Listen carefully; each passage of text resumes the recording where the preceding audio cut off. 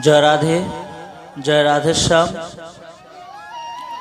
আপনারা ইতিমধ্যেই সবাই খবর পেয়েছেন যে আজকের সত্যের সন্ধানী, যিনি কিনা সত্যের সন্ধান, যার মুখ থেকে নাকি সবসময় সত্য কথাই বেরোতো, এবং তিনি এমন সত্য কথা বলতেন, সত্যের কথা বলতে বলতে তিনি বুঝতে পারতেন না যে তিনি কি বলছেন, কার প্রসঙ্গে বলছেন।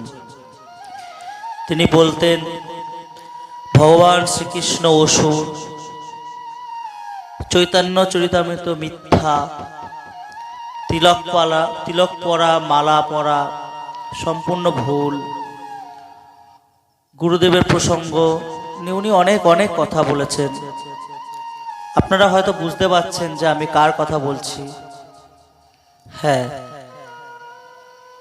সেই মানুষটি যার নাম নিতেও আমার খুব লজ্জা করে, যে কিনা সনাতনের বিরুদ্ধে, তিনি হলো দীনকৃষ্ণ ঠাকুর। আপনারা হয়তো ইতিমধ্যে খবর পেয়েছেন যে আজকে উনি একটা জায়গায় থেকে ধরা পড়েছেন, সম্ভবত জয়নগর। আমি হয়তো জিনিসটা খুব ভালো করে লক্ষ্য করিনি, কিন্তু সম্ভবত জয়নগরে কোনো একটা জায়গায় উনি গিয়েছিলেন।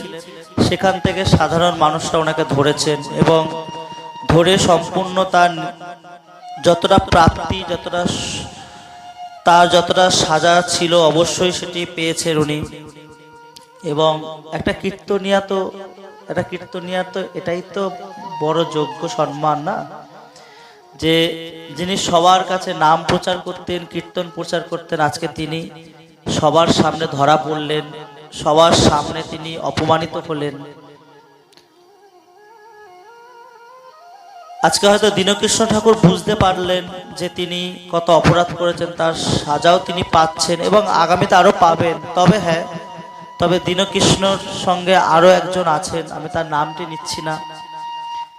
আপনারা খুব তাড়াতাড়ি দেখতে পাবেন যে উনিও খুব তাড়াতাড়ি সত্যের সন্ধান প্রচার করতে গিয়ে তিনি যে মিথ্যার আচার, মিথ্যা কথা বলেন, তিনিও ধরা পড়বেন। আপনারা অবশ্যই অপেক্ষা করবেন। আজকে আমাদের সনাতনের অনেক বড় জয় হয়েছে, আমাদের সনাতন ধর্মের জয় হয়েছে, অবশ্যই সত্যের জয় হয়েছে। দীনকৃষ্ণ যে কথা বলতেন সেগুলো সত্য ছিল না, মিথ্যায় পরিপূর্ণ ছিল। সত্য আজকে সঠিক হয়েছেন, সত্যের সন্ধান আজকে দীনকৃষ্ণ খুব ভালোভাবে বুঝে গেছেন। জয় রাধে। সবার শ্রীচরণে অনেক অনেক অসংখ্য দণ্ডবত প্রণাম। আপনারা হরিনাম করুন, কীর্তন করুন, গুরু নাম করুন, গুরু স্মরণে থাকুন, তিলক মালা পড়ুন এবং ভগবান শ্রীকৃষ্ণের ছত্রছায়ায় থাকুন। জয় রাধে, জয় শ্রী রাধেশ্যাম।